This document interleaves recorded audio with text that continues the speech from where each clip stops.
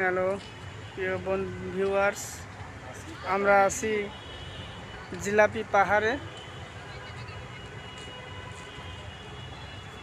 শুধু চারদিকে ঝোপঝাড়, শুনশান এলাকা।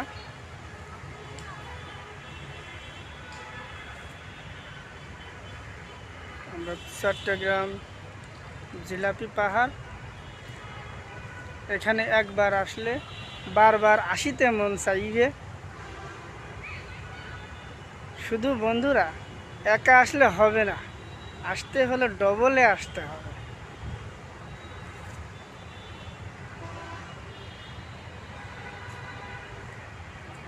ডবলে আসলে অনেক মজা পাবেন।